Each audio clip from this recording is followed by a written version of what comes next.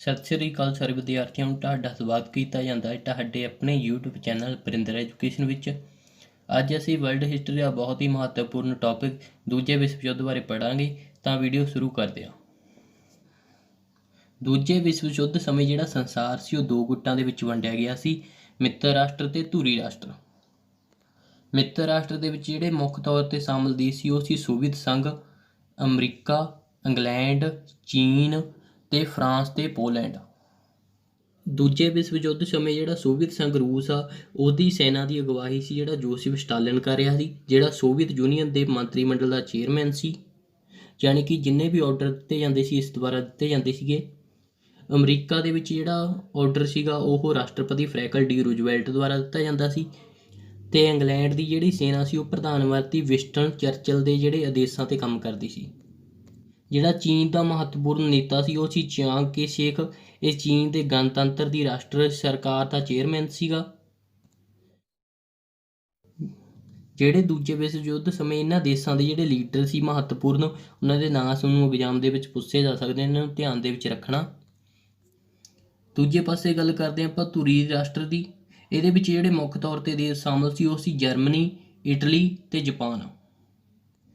German ਸੈਨਾ ਦੀ ਜਿਹੜੀ ਅਗਵਾਈ ਸੀ ਉਹ ਹਿਟਲਰ ਕਰ ਰਿਹਾ ਸੀ ਤੇ ਇਟਲੀ ਸੈਨਾ ਦੀ ਜਿਹੜੀ ਅਗਵਾਈ ਸੀ ਉਹ ਮੋਸਲੀਨੀ ਦੁਆਰਾ ਕੀਤੀ ਜਾ ਰਹੀ ਸੀ ਤੇ ਜਿਹੜਾ ਜਾਪਾਨ ਦੀ ਅਗਵਾਈ ਸੀ ਉਹ ਸਮਰਾਟ ਹੀਰੋਹਿਤੋ ਦੁਆਰਾ ਕੀਤੀ ਜਾ ਰਹੀ ਸੀ। ਇਹ ਸੀਗੇ ਧੁਰੀ ਰਾਸ਼ਟਰ ਦੇਸ਼ਾਂ ਦੇ ਮਹੱਤਵਪੂਰਨ ਲੀਡਰ ਜਿਹੜੇ ਕਿ ਸੈਨਾ ਦੀ ਅਗਵਾਈ ਕਰ ਰਹੇ ਸੀ। ਇਹਨਾਂ ਦੋਹੇ ਗੁੱਟਾਂ ਦਾ ਨਿਰਮਾਣ ਕਿਵੇਂ ਹੋਇਆ ਸੀ ਆਪਾਂ ਪਹਿਲੀ ਵੀਡੀਓ ਦੇ ਵਿੱਚ ਕਰ ਚੁੱਕੇ ਹਾਂ। ਜਿਸ ਵੀ ਸਟੂਡੈਂਟ ਨੇ ਉਹ ਵੀਡੀਓ ਨਹੀਂ ਦੇਖੀ ਤਾਂ ਉਹ ਪਲੇਲਿਸਟ ਦੇ ਵਿੱਚ ਜਾ ਕੇ ਦੇਖ ਸਕਦਾ ਗਾ। ਅੱਗੇ ਆਪਾਂ ਗੱਲ ਕਰਦੇ ਹਾਂ ਦੂਜੇ ਵਿਸ਼ਵ ਯੁੱਧ ਦੇ ਤਤਕਾਲੀ ਕਾਰਨ ਤੇ ਘਟਨਾਕ੍ਰਮ ਦੀ। ਜਰਮਨੀ ਦਾ ਪੋਲੈਂਡ ਤੇ ਹਮਲਾ ਜਿਹੜਾ ਕੀਤਾ ਗਿਆ ਸੀ ਉਹ ਦੂਜੇ ਵਿਸ਼ਵ ਯੁੱਧ ਦਾ ਤਤਕਾਲੀ ਕਾਰਨ ਬਣਿਆ ਸੀ। ਹਿਟਲਰ ਨੇ ਪੋਲੈਂਡ ਤੋਂ ਡੈਨਜ਼ਿਗ ਪ੍ਰਦੇਸ਼ ਵਾਪਸ ਕਰਨ ਦੀ ਮੰਗ ਕੀਤੀ, ਜੋ ਪਹਿਲੇ ਵਿਸ਼ਵ ਯੁੱਧ ਦੇ ਸਮੇਂ ਜਰਮਨੀ ਤੋਂ ਲੈ ਕੇ ਪੋਲੈਂਡ ਨੂੰ ਦੇ ਦਿੱਤਾ ਸੀ। ਇਹ ਜਿਹੜਾ ਪ੍ਰਦੇਸ਼ ਸੀਗਾ ਮਿੱਤਰ ਰਾਸ਼ਟਰਾਂ ਨੇ ਪੋਲੈਂਡ ਨੂੰ ਦਿੱਤਾ ਸੀਗਾ। ਜਦੋਂ ਹਿਟਲਰ ਨੇ ਇਹਦੀ ਮੰਗ ਕੀਤੀ ਤਾਂ ਪੋਲੈਂਡ ਨੇ ਡੈਨਜ਼ਿਗ ਪ੍ਰਦੇਸ਼ ਵਾਪਸ ਕਰਨ ਤੋਂ ਮਨ੍ਹਾ ਕਰ ਦਿੱਤਾ, ਜਿਸ ਦਾ ਸਿੱਟਾ ਇਹ ਨਿਕਲਿਆ ਕਿ 1 ਸਤੰਬਰ 1939 ਈਸਵੀ ਦੇ ਜਰਮਨੀ ਦੀ ਸੈਨਾ ਨੇ ਪੋਲੈਂਡ 'ਤੇ ਹਮਲਾ ਕਰ ਦਿੱਤਾ। ਉਸ ਤੋਂ ਬਾਅਦ 3 ਸਤੰਬਰ 1939 ਈਸਵੀ ਦੇ ਫਰਾਂਸ ਤੇ ਇੰਗਲੈਂਡ ਨੇ ਜਰਮਨੀ ਦੇ ਵਿਰੁੱਧ ਯੁੱਧ ਦੀ ਘੋਸ਼ਣਾ ਕਰ ਦਿੱਤੀ। ਫਰਾਂਸ ਅਤੇ ਇੰਗਲੈਂਡ ਦੁਆਰਾ ਘੋਸ਼ਣਾ ਕੀਤੇ ਜਾਣ ਤੋਂ ਬਾਅਦ ਸਤੰਬਰ 1939 ਤੋਂ ਲੈ ਕੇ ਅਪ੍ਰੈਲ 1940 ਤੱਕ ਕੋਈ ਵੀ ਜਿਹੜਾ ਯੁੱਧ ਸੀ ਉਹ ਲੜਿਆ ਨਹੀਂ ਗਿਆ।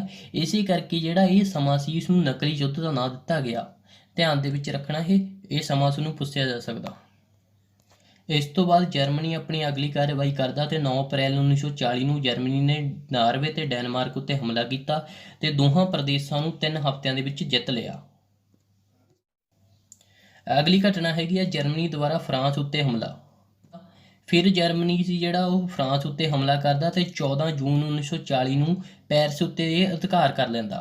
ਪੈਰਿਸ ਸੀ ਜਿਹੜੀ ਉਹ ਫਰਾਂਸ ਦੀ ਰਾਜਧਾਨੀ ਸੀ। ਹੌਲੀ ਹੌਲੀ ਜਰਮਨੀ ਹੈ ਜਿਹੜਾ ਅੱਧੇ ਫਰਾਂਸ ਨੂੰ ਜਿੱਤ ਲੈਂਦਾ ਤੇ 21 ਜੂਨ 1940 ਦੇ ਵਿੱਚ ਜਿਹੜੀ ਫਰਾਂਸ ਦੀ ਸਰਕਾਰ ਆ ਉਹ ਆਤਮ ਸਮਰਪਣ ਕਰ ਦਿੰਦੀ ਆ। ਇਸ ਦੇ ਨਾਲ ਕੀ ਹੁੰਦਾ ਗਾ, ਜਿਹੜਾ ਫਰਾਂਸ ਹੈਗਾ ਉਹ ਜਰਮਨੀ ਦੇ ਕੰਟਰੋਲ ਦੇ ਵਿੱਚ ਆ ਜਾਂਦਾ। ਅਗਲੀ ਘਟਨਾ ਹੈਗੀ ਹੈ ਜਰਮਨੀ ਦੁਆਰਾ ਇੰਗਲੈਂਡ ਉੱਤੇ ਹਮਲਾ। ਫਰਾਂਸ ਉੱਤੇ ਅਧਿਕਾਰ ਕਰਨ ਤੋਂ ਬਾਅਦ ਜਿਹੜੀ ਜਰਮਨੀ ਦੀ ਸੈਨਾ ਹੈਗੀ ਉਹ ਇੰਗਲੈਂਡ ਤੋਂ ਵੀ ਅਧਿਕਾਰ ਦੇ ਵਿੱਚ ਲੈਣਾ ਚਾਹੁੰਦੀ ਹੈ। ਇਸ ਲਈ ਜਰਮਨੀ ਨੇ ਹਵਾਈ ਸੈਨਾ ਦੇ ਨਾਲ ਇੰਗਲੈਂਡ ਉੱਤੇ ਅਗਸਤ 1940 ਤੱਕ ਹਵਾਈ ਹਮਲੇ ਸ਼ੁਰੂ ਕਰ ਦਿੱਤੇ ਤਾਂ ਕਿ ਜਿਹੜਾ ਇੰਗਲੈਂਡ ਆ ਉਹ ਵੀ ਡਰ ਕੇ ਆਤਮ ਸਮਰਪਣ ਕਰ ਦੇਵੇ। ਪਹਿਲਾਂ ਤਾਂ ਜਿਹੜਾ ਜਰਮਨੀ ਸੀ ਉਸਨੂੰ ਮਹੱਤਵਪੂਰਨ ਜਿੱਤਾਂ ਹਾਸਲ ਹੋਈਆਂ, ਪਰ ਬਾਅਦ ਦੇ ਵਿੱਚ ਉਹਦੀਆਂ ਜਿਹੜੀਆਂ ਆਸਾਂ ਸੀ ਉਹ 'ਤੇ ਪਾਣੀ ਫਿਰ ਗਿਆ। ਇਸ ਦਾ ਨਤੀਜਾ ਇਹ ਨਿਕਲਿਆ ਕਿ ਸਤੰਬਰ 1940 ਦੇ ਵਿੱਚ ਜਿਹੜਾ ਜਰਮਨੀ, ਇਟਲੀ ਤੇ ਜਾਪਾਨ ਦੇ ਵਿਚਕਾਰ ਇੱਕ ਸਮਝੌਤਾ ਹੋਇਆ, ਜਿਸ ਨਾਲ ਇਹ ਤਿੰਨੇ ਸੀ ਜਿਹੜੇ ਇਕੱਠੇ ਹੋ ਗਏ। ਜਿਹੜੀ ਇਹ ਲੜਾਈ ਸੀਗੀ ਇਸ ਨੂੰ ਇੰਗਲੈਂਡ ਦੀ ਲੜਾਈ ਦਾ ਨਾਂ ਦਿੱਤਾ ਗਿਆ। ਇਹ ਧਿਆਨ ਦੇ ਵਿੱਚ ਰੱਖਣਾ ਤੁਸੀਂ। ਇਹ ਆਪਾਂ ਗੱਲ ਕਰਦੇ ਹਾਂ ਸੋਵੀਅਤ ਸੰਘ ਉੱਤੇ ਹਮਲਾ। ਜਰਮਨੀ ਨੇ 22 ਜੂਨ 1941 ਦੇ ਵਿੱਚ ਸੋਵੀਅਤ ਸੰਘ ਉੱਤੇ ਹਮਲਾ ਕਰ ਦਿੱਤਾ, ਜਿਸ ਨੂੰ ਇਤਿਹਾਸ ਦੇ ਵਿੱਚ ਬਾਰਬੋਸਾ ਆਪਰੇਸ਼ਨ ਦਾ ਨਾਂ ਦਿੱਤਾ ਗਿਆ। ਜਰਮਨੀ ਨੂੰ ਆਰੰਭਿਕ ਸਫਲਤਾ ਮਿਲੀਆਂ, ਪਰ ਜਿਹੜੀ ਰੂਸ ਦੀ ਸੈਨਾ ਸੀ ਉਸਨੇ ਜਰਮਨੀ ਦੀ ਆਸਾਂ 'ਤੇ ਪਾਣੀ ਫੇਰ ਦਿੱਤਾ। ਇਸ ਘਟਨਾ ਤੋਂ ਬਾਅਦ ਅਮਰੀਕਾ, ਇੰਗਲੈਂਡ, ਸੋਵੀਅਤ ਸੰਘ ਸੀ ਜਿਹੜੇ ਉਹ ਇਕੱਠੇ ਹੋ ਗਏ ਸੀਗੇ। ਅੱਗੇ ਆ ਜਾਪਾਨ ਦੁਆਰਾ ਅਮਰੀਕਾ ਉੱਤੇ ਹਮਲਾ। ਜਾਪਾਨ ਨੇ 7 ਦਸੰਬਰ 1941 ਵਿੱਚ ਯੁੱਧ ਦੀ ਘੋਸ਼ਣਾ ਕੀਤੇ ਬਿਨਾਂ ਅਮਰੀਕਾ ਦੇ ਹਵਾਈ ਅੱਡੇ ਉੱਤੇ ਹਮਲਾ ਕਰ ਦਿੱਤਾ, ਜਿਸ ਦੇ ਨਾਲ ਕੀ ਹੋਇਆ, ਸਾਰੇ ਜਿਹੜੇ ਲੋਕ ਸੀਗੇ, ਸਾਰੀ ਦੁਨੀਆ ਸੀ, ਉਹ ਹੈਰਾਨ ਹੋ ਗਈ ਵੀ ਉਸਨੇ ਯੁੱਧ ਦੀ ਘੋਸ਼ਣਾ ਜਿਹੜੀ ਕਿਉਂ ਨਹੀਂ ਕੀਤੀ। ਜਿਸ ਦਾ ਨਤੀਜਾ ਇਹ ਨਿਕਲਿਆ ਕਿ 8 ਦਸੰਬਰ 1941 ਦੇ ਵਿੱਚ ਅਮਰੀਕਾ ਨੇ ਜਾਪਾਨ ਦੇ ਵਿਰੁੱਧ ਯੁੱਧ ਦੀ ਘੋਸ਼ਣਾ ਕਰ ਦਿੱਤੀ। ਅਗਲੀ ਆਪਣੇ ਕੋਲ ਮਹੱਤਵਪੂਰਨ ਘਟਨਾ ਹੈਗੀ ਆ ਸਟਾਲਿਨਗਰਾਡ ਦੀ ਲੜਾਈ। ਜਰਮਨੀ ਨੇ ਅਗਸਤ 1942 ਵਿੱਚ ਪੱਛਮ ਪਾਸੇ ਤੋਂ ਰੂਸ ਉੱਤੇ ਹਮਲਾ ਕੀਤਾ ਤੇ ਉਹ ਹਮਲਾ ਕਰਦੇ ਕਰਦੇ ਸਟਾਲਿਨਗਰਾਡ ਤੱਕ ਪਹੁੰਚ ਗਿਆ, ਜਿੱਥੇ ਜਰਮਨੀ ਸੈਨਾ ਅਤੇ ਰੂਸੀ ਸੈਨਾ ਦੇ ਵਿਚਕਾਰ ਬਹੁਤ ਹੀ ਭਿਆਨਕ ਲੜਾਈ ਹੋਈ, ਜਿਸ ਦੇ ਨਤੀਜੇ ਵਜੋਂ ਫਰਵਰੀ 1943 ਵਿੱਚ ਜਰਮਨੀ ਦੇ ਲਗਭਗ 90,000 ਸੈਨਿਕ ਸੀ ਜਿਹੜੇ ਅਤੇ ਅਫਸਰ ਸੀ, ਉਹਨਾਂ ਨੇ ਆਤਮ ਸਮਰਪਣ ਕਰ ਦਿੱਤਾ ਤੇ ਇਸ ਲੜਾਈ ਦੇ ਵਿੱਚ ਜਿਹੜੇ ਲਗਭਗ 3 ਲੱਖ ਸੈਨਿਕ ਸੀ ਜਿਹੜੇ ਜਰਮਨੀ ਦੇ, ਉਹ ਮਾਰੇ ਗਏ ਸੀ। ਅੱਗੇ ਦੂਸਰਾ ਮੋਰਚਾ, ਇਹ ਹੈਗਾ ਕੀ ਸੀਗਾ, ਇਹਨੂੰ ਧਿਆਨ ਨਾਲ ਸਮਝੋ। ਤੇ ਇਸ ਸਮੇਂ ਜਿਹੜੇ ਮਿੱਤਰ ਰਾਸ਼ਟਰ ਸੀ ਉਹ ਇਹ ਚਾਹੁੰਦੇ ਸੀ ਕਿ ਇੱਕ ਅਜਿਹਾ ਮੋਰਚਾ ਬਣਾਇਆ ਜਾਵੇ ਜਿਸ ਦੇ ਨਾਲ ਕੀ ਆ, ਜਿਹੜੀ ਜਰਮਨੀ ਦੀ ਸੈਨਾ ਉਹਨੂੰ ਕਮਜ਼ੋਰ ਕੀਤਾ ਜਾਵੇ ਤਾਂ ਕਿ ਉਹ ਬਾਅਦ ਦੇ ਵਿੱਚ ਜਾ ਕੇ ਆਸਾਨੀ ਨਾਲ ਉਹਨੂੰ ਹਰਾਇਆ ਜਾਵੇ। ਜਿਸ ਦੇ ਨਤੀਜੇ ਵਜੋਂ 6 ਜੂਨ 1943 ਤੋਂ 1 ਲੱਖ ਤੋਂ ਜ਼ਿਆਦਾ ਜਿਹੜੇ ਇੰਗਲੈਂਡ ਅਤੇ ਅਮਰੀਕਾ ਦੇ ਜਿਹੜੇ ਸੈਨਿਕ ਸੀ ਉਹ ਫਰਾਂਸ ਦੇ ਸਮੁੰਦਰੀ ਤੱਟ ਤੇ ਪਹੁੰਚੇ, ਮਤਲਬ ਕਿ ਜਿੱਥੇ ਜਰਮਨੀ ਦਾ ਅਧਿਕਾਰ ਸੀਗਾ ਉੱਥੇ ਪਹੁੰਚੇ, ਜਿਸ ਦੇ ਨਾਲ ਜਿਹੜੀ ਜਰਮਨੀ ਸੈਨਾ ਸੀ ਉਹ ਉਹਨੇ ਪਿੱਛੇ ਹਟਣਾ ਸ਼ੁਰੂ ਕਰ ਦਿੱਤਾ। ਇਸ ਤੋਂ ਬਾਅਦ ਜੁਲਾਈ 1943 ਵਿੱਚ ਅਮਰੀਕਾ ਤੇ ਇੰਗਲੈਂਡ ਦੀਆਂ ਜਿਹੜੀਆਂ ਸੈਨਾਵਾਂ ਸੀਗੀਆਂ ਉਹਨਾਂ ਨੇ ਸਿਲਸਿਲੀ ਉੱਤੇ ਕਬਜ਼ਾ ਕਰ ਲਿਆ,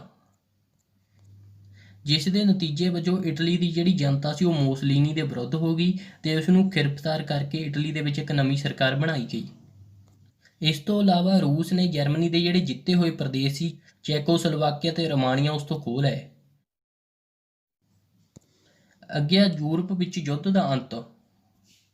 6 ਜੂਨ 1944 ਵਿੱਚ ਜਰਮਨੀ ਦੀ ਸੈਨਾ ਨੂੰ ਪੂਰਬ ਤੋਂ ਸੋਵੀਅਤ ਸੰਘ ਰੂਸ ਨੇ ਹਮਲਾ ਕੀਤਾ ਤੇ ਬਾਕੀ ਦਿਸ਼ਾਵਾਂ ਦੇ ਵਿੱਚ ਹੋਰ ਮਿੱਤਰ ਰਾਸ਼ਟਰਾਂ ਨੇ, ਮਤਲਬ ਕਿ ਜਿਹੜੀ ਜਰਮਨੀ ਸੈਨਾ ਸੀ ਉਸ ਨੂੰ ਪੂਰੀ ਤਰ੍ਹਾਂ ਘੇਰ ਲਿਆ।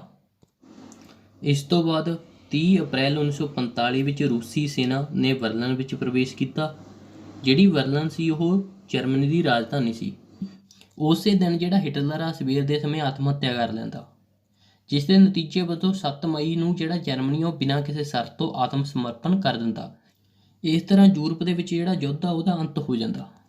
ਅੱਗੇ ਗੱਲ ਕਰਦੇ ਹਾਂ ਆਪਾਂ ਏਸ਼ੀਆ ਵਿੱਚ ਯੁੱਧ ਦਾ ਅੰਤ, ਜਾਣੀ ਕਿ ਏਸ਼ੀਆ ਮਹਾਦੀਪ ਦੇ ਵਿੱਚ ਜਾਪਾਨ ਨੇ ਚੀਨ ਦੇ ਭਾਗ ਉੱਤੇ ਕਬਜ਼ਾ ਕੀਤਾ ਹੋਇਆ ਸੀ, ਜਿਸ ਨੂੰ ਜਿਹੜੇ ਮਿੱਤਰ ਰਾਸ਼ਟਰ ਜੋ ਛੁਡਾਉਣਾ ਚਾਹੁੰਦੇ ਸੀ। ਇਸ ਲਈ 6 ਅਗਸਤ 1945 ਵਿੱਚ ਅਮਰੀਕਾ ਨੇ ਜਾਪਾਨ ਦੇ ਸ਼ਹਿਰ ਹੀਰੋਸ਼ੀਮਾ ਉੱਪਰ ਪਰਮਾਣੂ ਬੰਬ ਸੁੱਟ ਦਿੱਤਾ, ਜਿਹਦਾ ਨਾਂ ਸੀ ਲਿਟਲ ਬੁਆਏ। ਤੇ ਉਸ ਤੋਂ ਬਾਅਦ 9 ਅਗਸਤ 1945 ਵਿੱਚ ਅਮਰੀਕਾ ਨੇ ਜਾਪਾਨ ਦੇ ਸ਼ਹਿਰ ਨਾਗਾਸਾਕੀ ਉੱਤੇ ਪਰਮਾਣੂ ਬੰਬ ਸੁੱਟ ਦਿੱਤਾ, ਜਿਹਦਾ ਨਾਂ ਸੀ ਫੈਟ ਮੈਨ। ਇਸ ਦਾ ਨਤੀਜਾ ਇਹ ਹੋਇਆ ਕਿ ਜਿਹੜੇ ਦੋਹੇ ਸ਼ਹਿਰ ਸੀ ਪੂਰੀ ਤਰ੍ਹਾਂ ਤਬਾਹ ਹੋ ਗਏ ਤੇ 14 ਅਗਸਤ 1945 ਵਿੱਚ ਜਾਪਾਨ ਨੇ ਆਪਣੀ ਹਾਰ ਮੰਨ ਲਈ। ਉਸ ਤੋਂ ਬਾਅਦ ਏਸ਼ੀਆ ਮਹਾਦੀਪ ਵਿੱਚ ਯੁੱਧ ਦੇ ਅੰਤ ਹੋਣ ਤੋਂ ਕੁਝ ਦਿਨਾਂ ਬਾਅਦ 2 ਸਤੰਬਰ 1945 ਦੇ ਵਿੱਚ ਪੂਰੇ ਵਿਸ਼ਵ ਵਿੱਚੋਂ ਦੂਜੇ ਵਿਸ਼ਵ ਯੁੱਧ ਦਾ ਜਿਹੜਾ ਅੰਤ ਆ ਉਹ ਹੋ ਜਾਂਦਾ ਗਾ। ਅੱਗੇ ਆਪਾਂ ਗੱਲ ਕਰਦੇ ਹਾਂ ਦੂਸਰੇ ਵਿਸ਼ਵ ਯੁੱਧ ਦੇ ਮੁੱਖ ਪ੍ਰਭਾਵਾਂ ਦੀ। ਪਹਿਲਾ ਪੁਆਇੰਟ ਹੈਗਾ ਆਪਣੇ ਕੋਲ ਜਾਨੀ ਅਤੇ ਮਾਲੀ ਨੁਕਸਾਨ। ਦੂਜੇ ਵਿਸ਼ਵ ਯੁੱਧ ਦੇ ਵਿੱਚ 5 ਕਰੋੜ ਤੋਂ ਜ਼ਿਆਦਾ ਲੋਕ ਮਾਰੇ ਗਏ ਸੀ, ਜਿਸ ਦੇ ਵਿੱਚ 2 ਕਰੋੜ 20 ਲੱਖ ਸੈਨਿਕ ਤੇ 2 ਕਰੋੜ 80 ਲੱਖ ਤੋਂ ਜ਼ਿਆਦਾ ਜਿਹੜੇ ਆਮ ਲੋਕ ਸੀ ਉਹ ਸ਼ਾਮਲ ਸੀ। ਇਸ ਤੋਂ ਇਲਾਵਾ ਲੱਖਾਂ ਏਕੜ ਖੇਤੀਯੋਗ ਭੂਮੀ ਸੀ ਜਿਹੜੀ ਬੰਜਰ ਹੋ ਗਈ ਤੇ ਬਹੁਤੇ ਸਾਰੇ ਜਿਹੜੇ ਨਗਰ ਸੀ ਉਹ ਬੰਬਾਰੀ ਦੇ ਕਾਰਨ ਪੂਰੀ ਤਰ੍ਹਾਂ ਨਸ਼ਟ ਹੋ ਗਏ ਸੀ। ਦੂਜਾ ਪੁਆਇੰਟ ਹੈਗਾ ਆਪਣਾ ਜਰਮਨੀ ਉੱਤੇ ਪ੍ਰਭਾਵ।